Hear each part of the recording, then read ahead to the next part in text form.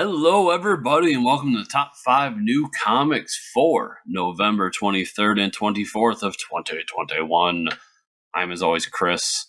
And let me start by apologizing for last week. Was getting over a really rough cold, not feeling too well. We did multiple podcasts last week, and I was just unable to do one of these because I was feeling shitty. I'm sorry, but time goes on. And we have a new episode. I am back. And this is required by law, everybody. I got to do this.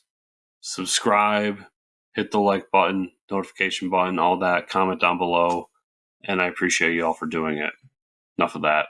Let's move on to some awesome books. Starting with DC versus Vampires, number 2. This is written by Matthew Rosenberg and James Tynion IV. With art by Art-Otto Schmidt.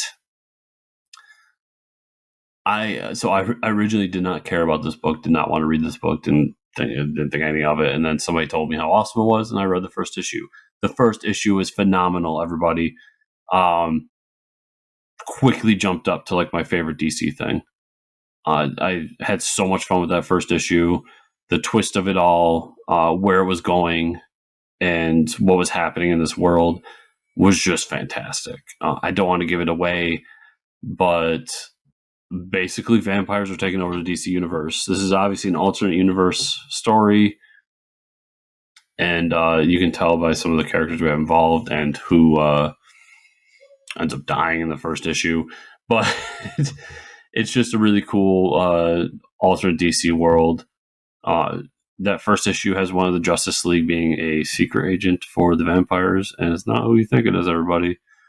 So check this book out. It was just awesome. I can't believe I slept on it, but don't sleep on it anymore, everybody. The secret is out. After that, I've got Hulk, number 1. This is written by Donny Cates with art by Ryan fucking Ottley. So, Immortal Hulk is done. Hulk is no longer immortal. He is now just Hulk. Yes, immortal no longer is the tagline. So, everybody knows what a fanboy of Donny I am. I'll try anything he does, and I have yet to dislike something he does. So let's keep this good feeling going and move over to Hulk.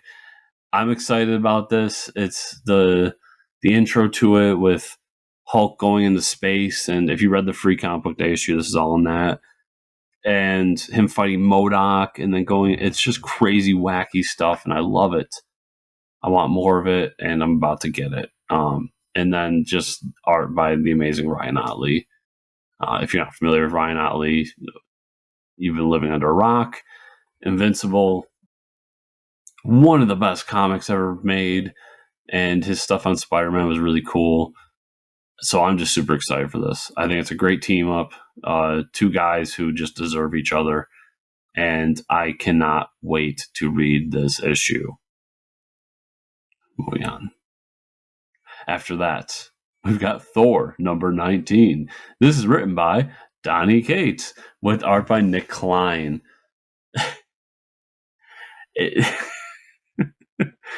Yes, another Donny book, everybody. So we had kind of that interstitial issue that was a lot of fun, that had Throg in it and all this stuff, but now we're kind of back to the main story. And now that Throg's off trying to figure out who stole the hammer, he's just kind of doing his thing. And now we got to figure out what the hell Thor is doing. And I get a feeling this is connecting in with some other stuff going on with Timeless and everything.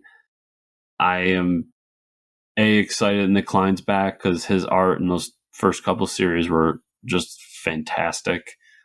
And then Donny's been killing it on Thor.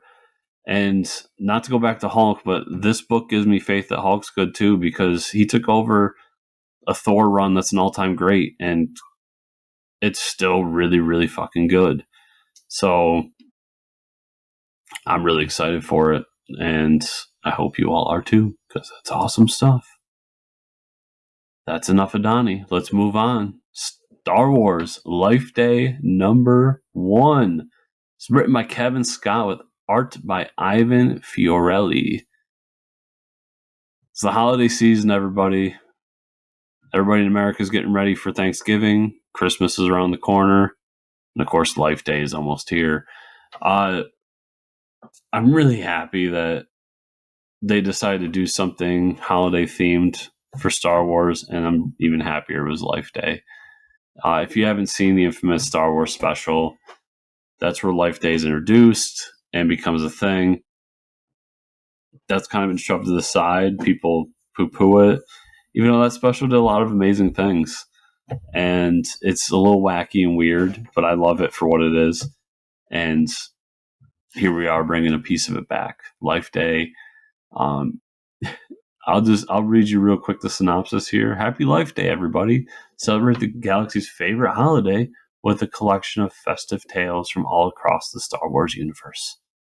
Life Day is the last thing on Han Solo's mind when he and Chewbacca find themselves outgunned and under fire. But Chewie won't give up hope, remembering the lessons of Life Day, past and present. As for Life Days yet to come, well, they'll have to survive the night first. So at its core, it's a Han and Chewie story. And then it's, kind of telling old past stories of good Life Days we had. I'm excited for it. Cavan's been an amazing steward to the Star Wars franchise. His novels have been phenomenal. His comics have been awesome. I'm really happy that he's a part of the Star Wars family because I've just loved what he's done inside the world. Star Wars Life Day. Awesome stuff. We're going to end with Radiant Black #10. This is written by Kyle Higgins with art by Marcelo Costa. Radiant Black's awesome. I don't know what else. 10 issues in. This is probably the 10th time I brought it up. I love Radiant Black. The story's been phenomenal. The twist was great. The last issue was heartbreaking, and I look forward to seeing where they're going with it in this issue. Radiant Black, everybody, you should be reading it. It's awesome. I don't know what else to say. It just is. So that's it. That's my top 5 for this week. Thank you so much for watching. Remember, everybody, to check out the podcast we do every week. This week, we talked to Ryan Cady. Ryan is doing Winter Guard for Marvel. He's doing some other stuff that we can't talk about right now. And he's just done a lot of cool stuff around the comics world, working for Marvel, working for DC for a little bit, doing some stuff at Image, and so on and so forth. So check the interview out. We had a lot of fun. Ryan's a good guy and doing some good work across the industry. That is Fortune Comic News for that podcast. And as I said on top, subscribe, share, like, comment, do all that fun stuff. Thank you all so much for watching. We'll see you all here next week.